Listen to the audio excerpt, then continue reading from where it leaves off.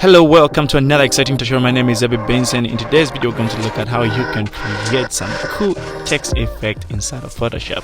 Let's get it on.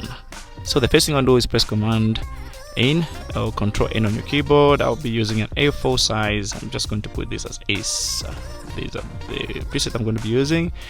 I'm going to fill up this canvas with black, so I'll press Command or Alt backspace just to fill our foreground, which is black here. So the first thing which I want to do is come to our text to here, and I'm just going to type in our S, and I'll just come to our move to, and I'll just adjust or make the text bigger like this.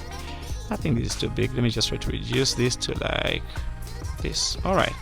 So the next thing which I want to do is come to my properties here on the layers and just press Option. Then I'll just convert to a smart object. Okay, so that has been done. I'll come to my filter here. Then I'll come to my brush gallery and I'll come to my path brush. Alright, so here what I'm going to do here on these pointers, I'm just going to drag this to this side, maybe like this. Then I'll just make an adjustment or just create a KV side of shape. Anyway, I don't know. So I'll come here just to increase on the path speed, and I'll just do my settings from here. So what I'm going to do, I'll remove the centered brush here, and I'll just adjust the taper maybe to this, then the speed to this, then the endpoint speed I will just put it maybe somewhere like so. Alright, I think now we are getting our effect. So what I want to do is try to also play around with the way the shape is moving. So what I'll do, I'll create another point here, just add it and just drag it maybe like so. Alright, you can play around and feel free on this one, and I'll just say okay.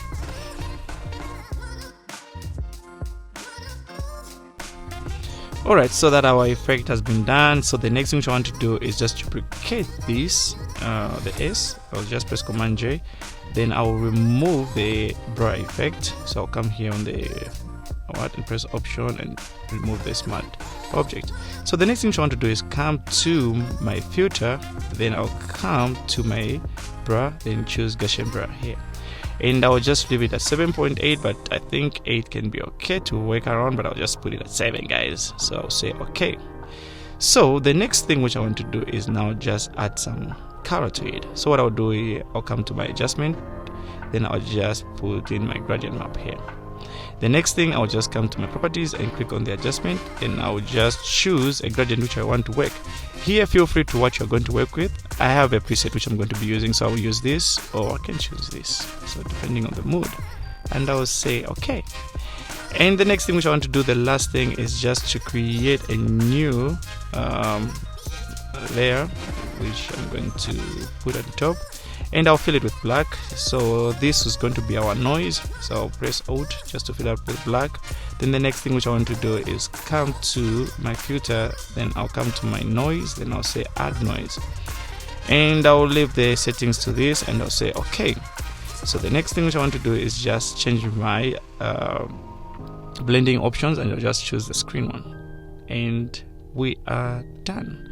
And that's how you create this effect inside of Photoshop. I will hope you have learned something. I'll see you in the next video. Bye.